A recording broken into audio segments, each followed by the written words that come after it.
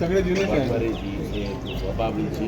परंतु हे तुम्ही नारळ पण खूप जवळ लावले. नारळ इतक्या जवळ लावू नये. साधारण 20-25 फुटाचं तरी अंतर त्यात पाहिजे.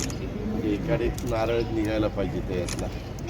आणि साधारण इथं बसले तरी लोकांना सावली देणारी, पानगळ कमी होणारी आणि सावली देणारी पण देशी झाडं अशी जर त्याच्यामध्ये घेतली, मग तुझ्या लिंबाचं झाड तुम्हाला घेता येईल, तुम्ही कुसुमचं झाड घेऊ शकता.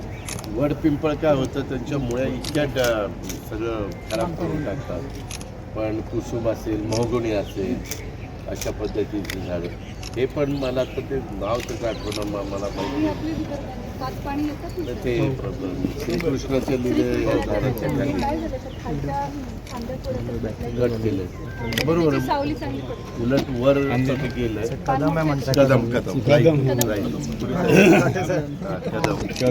कदमचं झाड तर ते आहे. पण अजून झाडं लावायला आपल्याला इथं जागा आहे. थोडंसं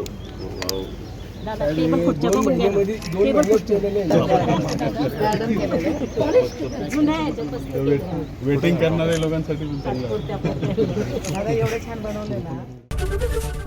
एबीपी माझा, उघडा डोळे बघा नीट.